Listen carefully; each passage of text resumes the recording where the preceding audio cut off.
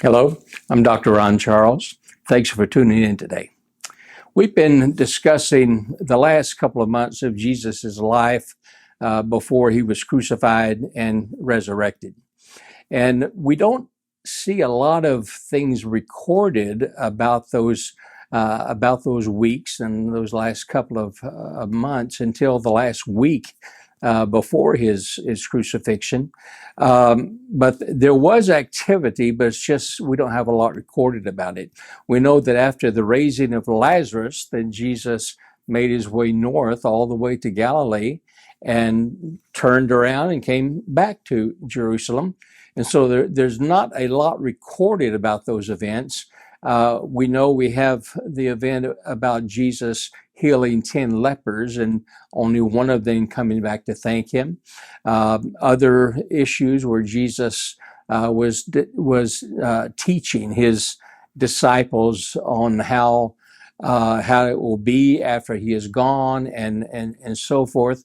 And then the events that happened in Jericho. And we're going to cover one of those events here today. And an event that most children in Sunday school sing about. But today we're going to tell you a little bit about the real man of Zaccheaus.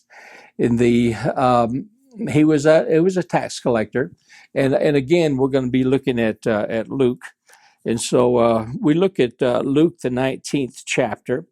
Begin to read verse number 1.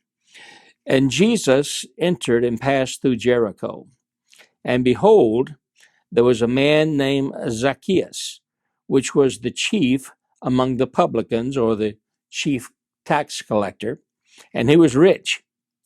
And he sought to see Jesus, who he was, and could not for the press, because he was little of stature. And he ran before and climbed up into a sycamore tree to see him, for he was to pass that way. And when Jesus came to the place, he looked up and saw him and said unto him, Zaccheaus, make haste and come down, for today I must abide at thy house. Now, the other translations say, today I will eat with you, or eat dinner with you. And he made haste, or Zaccheaus made haste, and came down and received him joyfully. And when they saw it, they all murmured, saying that he was gone to be a guest with a man that is a sinner. Zaccheaus stood and said unto the Lord, Behold, Lord, the half of my goods I give to the poor. And if I have taken anything from any man by false accusation, I restore him fourfold, or 4 times more than what he stole.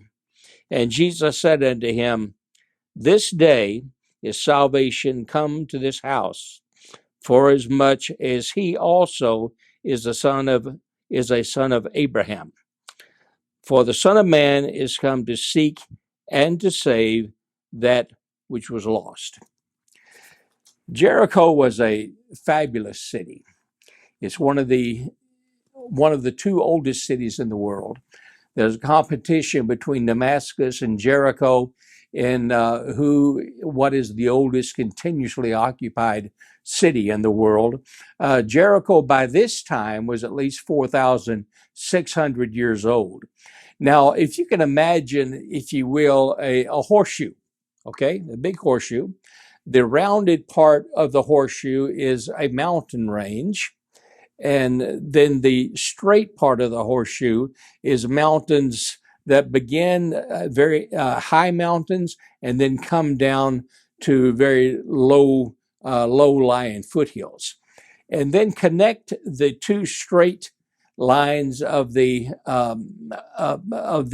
horseshoe with a straight line, and that will be like a wall.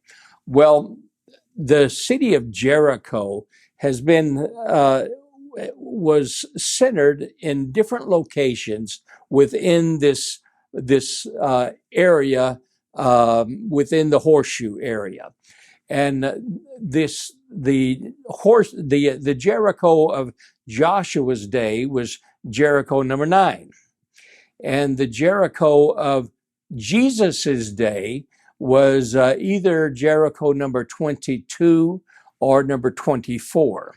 The existing Jericho that's there right now is Jericho number 27. And so what they did is that when one city was destroyed, then they built another city using the same foundations and maybe just moved over a little bit. The city has gone from one of intense squalor, which is like it is right now. It's just not. It's not a tourist attraction that you'd want to go see right now, other than for the historical significance. You just don't want to go there. Up until the time during Jesus's time, when it was the jewel of the Roman Empire. And as a matter of fact, at the time of Tiberius, Jericho was the most expensive city to live in all of the Roman world. And big heavy hitters had houses there. Herod Antipas, Pompey the Great, Mark Antony, Cleopatra, Augustus Caesar, some of the real historical figures that you would, for which history is molded around, had palaces and had residences in Jericho. And at the time of Jesus's ministry, there was a stipulation that if you look at it in today's numerical value and money value, you had to be worth at least $10 million in today's currency in order to even apply for a residency of Jericho. It was that type of city, and it was just absolutely gorgeous. And they had there was no the area that was inside where the city was had straight boulevards, north and south, and northwest and east and southwest, and the boulevards were about 40, sometimes 60 feet wide. There was no traffic that was allowed by chariots or animals of any kind. It was all pedestrian streets except for the very outside. Now, between, if you could imagine, at the end of the horseshoe, there was a wall, and this wall had a gate right in the center, and that's how you get into the city. But 1 mile beyond or down from that wall, there was a second wall, and then that was closed up on the ends with walls and gates. And that second wall was solid; it has no gate in it. And so you'd enter into the area where the two walls were separated. You would enter on this side, which is the road to Damascus, and you'd go all the way through to the other side, which is the gate that had the road to Jerusalem. And then this 1 mile distance there was a road that was about 120 feet wide, went through that.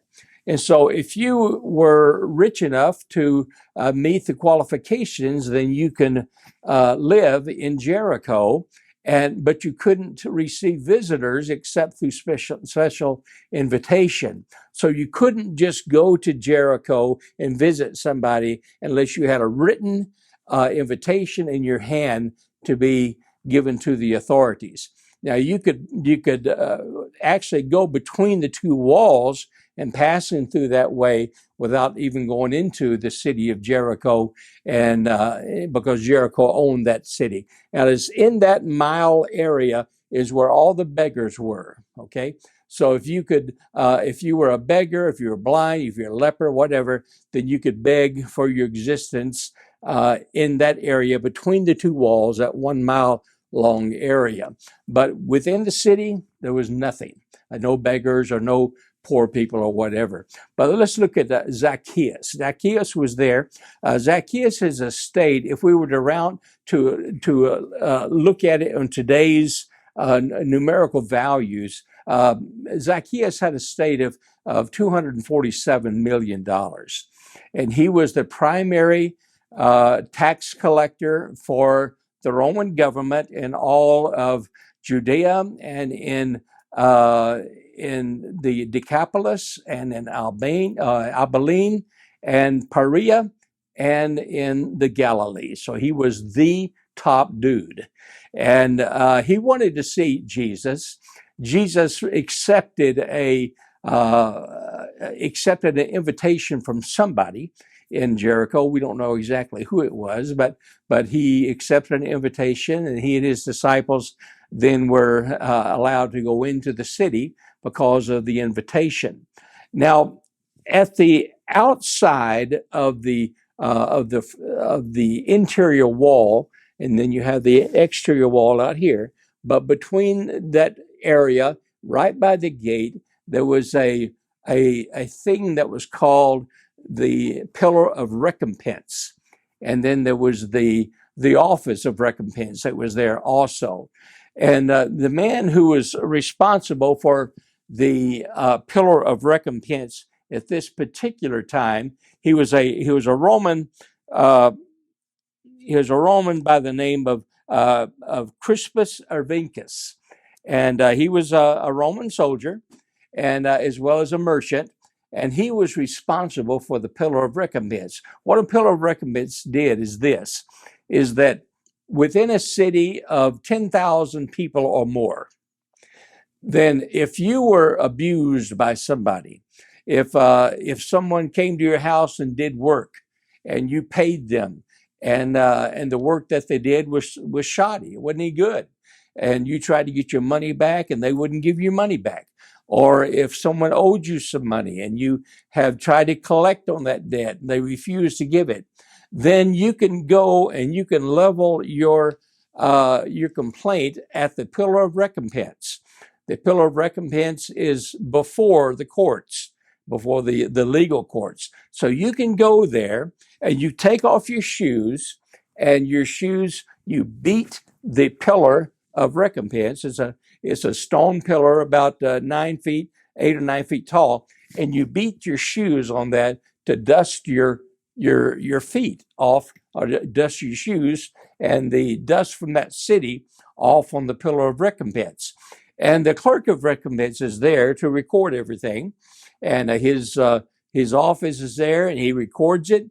He records the complaint, and he records the fact that you have dusted off the memory of this complaint at the pillar of recompense. So now it becomes the responsibility of the Roman government. So for the next 40 days, the Roman government investigates your complaint. And if they find that your complaint is justified, and if it's true, then that person has to pay you back 4 times more than what the initial bill was. But if after the investigation it shows that you were not telling the truth, then you had to pay him 4 times the amount, or the person that you leveled the complaint against, plus you had to spend 100 days in the local prison. And so the clerk of recompense not only recorded all of these events, but he also recorded any major event that happened within the city, whether it be the city as a whole or the city of between the walls. And so when Jesus came to this town, and Zaccheaus, one of the most wealthy of the city and the primary tax official of Rome for the entire area, that was newsworthy.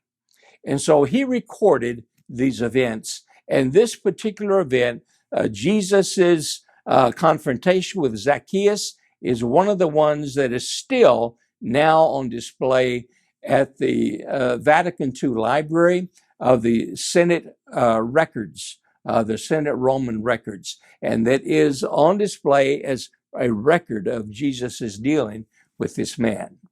And so as Jesus was walking, then Zaccheaus went up into a King James Version says sycamore tree. It was actually an African mulberry tree with the mulberry fruit.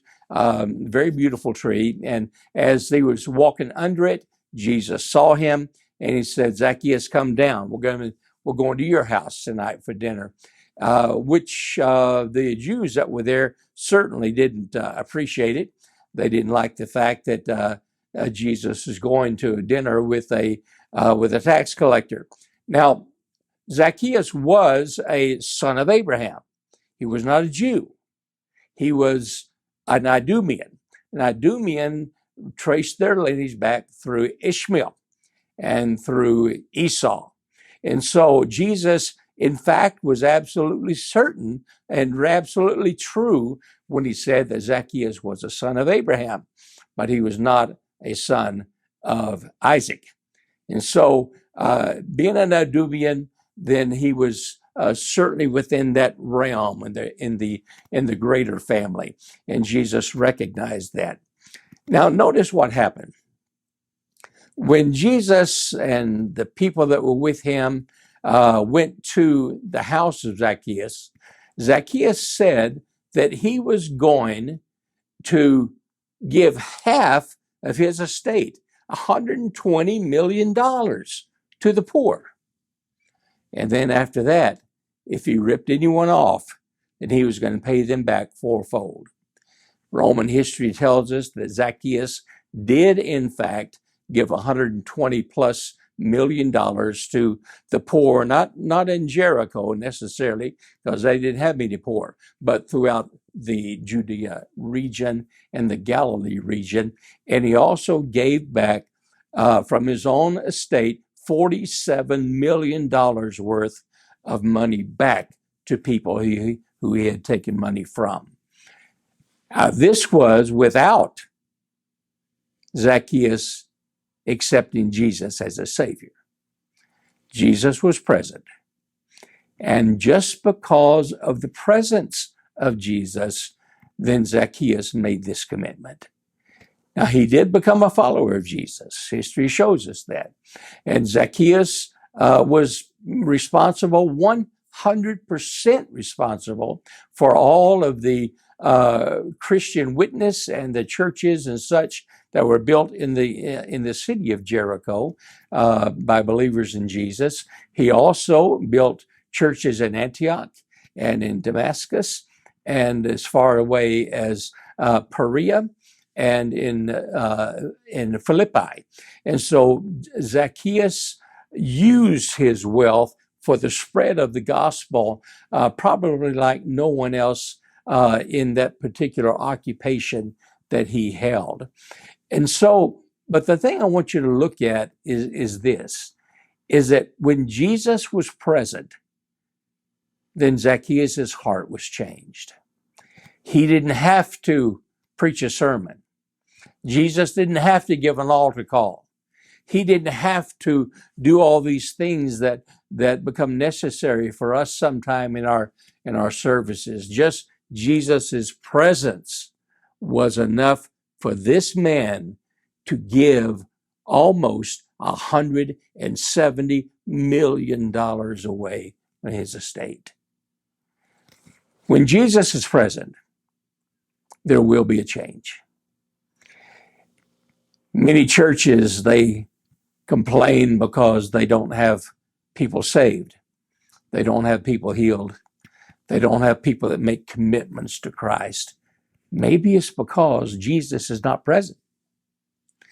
If Jesus is present, there will be a change. When he's not present, nothing will happen. And so if you want to ensure that people are saved and ensure that lives are changed and ensure that family relationships become healed and that the states of mind become changed for the better, then be assured that Jesus must be there. Because if he's not, there will be no changes. And so in the case of Zacchaeus, he did in fact welcome Jesus.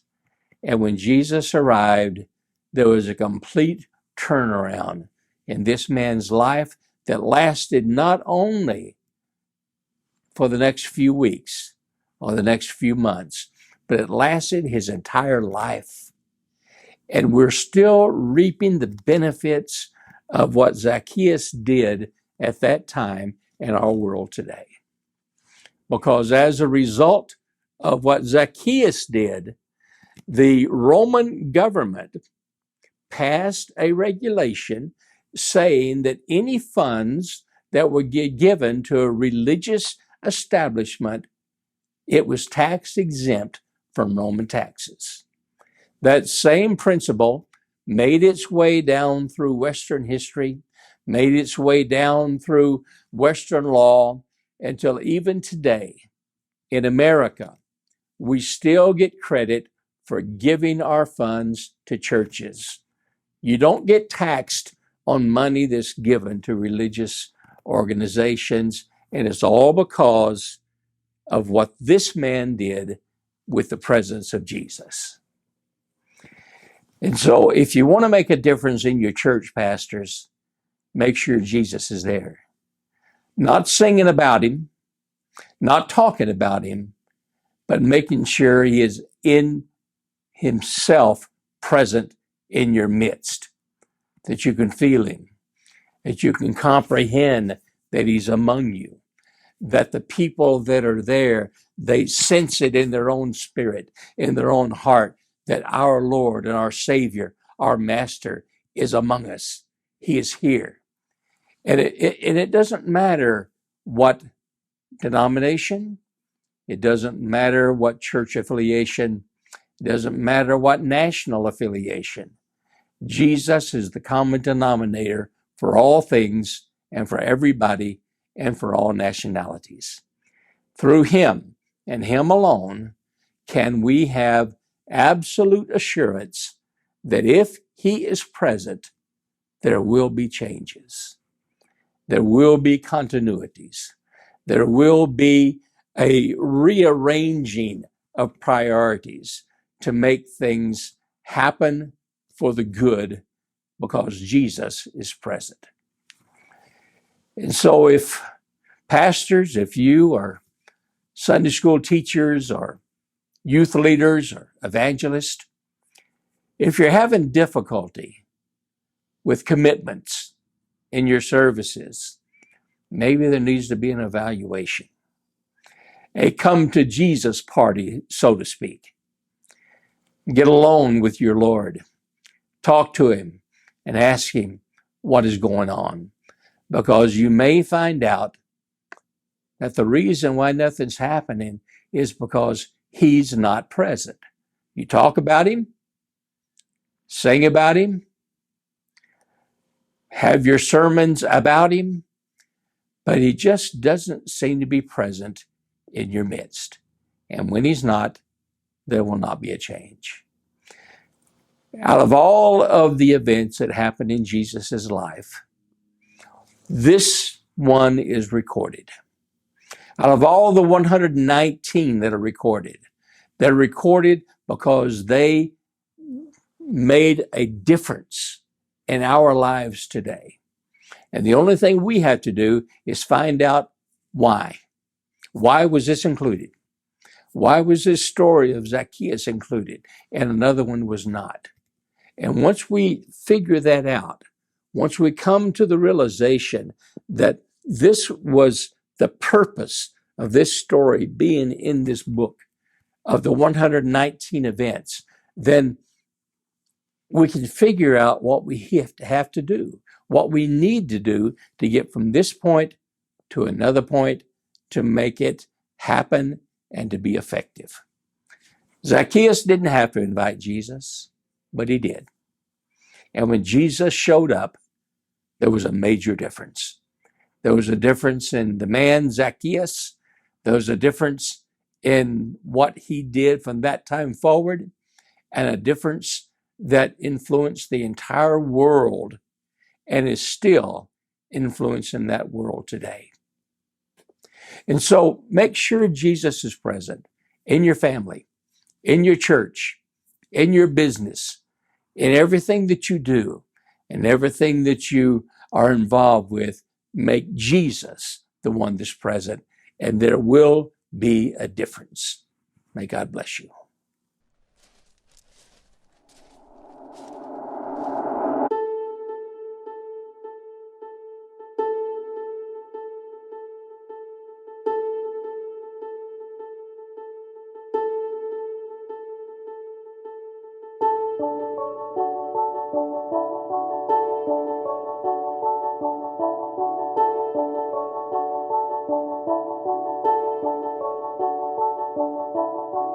Welcome to Canaan, a small indigenous community here on the west coast of Colombia. In recent years, Canaan has grown tremendously. The people here have a heart for God and for sharing His love. This is where the Cubit Foundation does their work.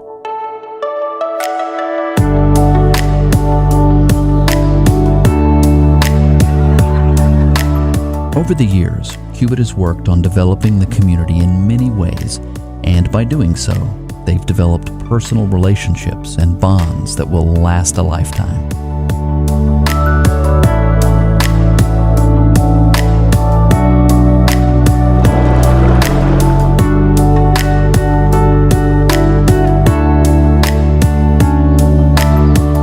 Cuando viene cualquier persona del extranjero, pues lo recibimos con mucho amor, recibimos con mucho aprecio, con mucho afecto, porque sabiendo que si esta persona vive tan lejos, no nos conoce y nos viene a visitar, eso para nosotros es muy satisfactorio y toca mi corazón de una manera especial. Brad Charles is one of the leaders behind Cubit and their work in Canaan, Colombia. His passion is for helping people in need around the world and doing God's work out here on the mission field.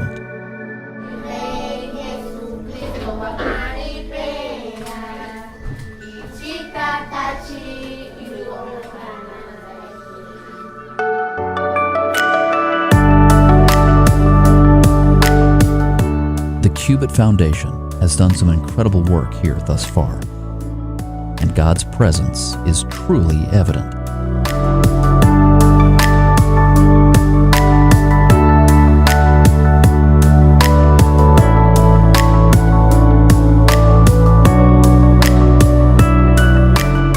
Partnerships with local Colombian churches, Cubit has taken part in service to the village of Canaan. And with your help, Cubit will continue to serve them and many more around the world. When people give to Cubit, I want them to go. I want them to go with me. And I want them to experience this.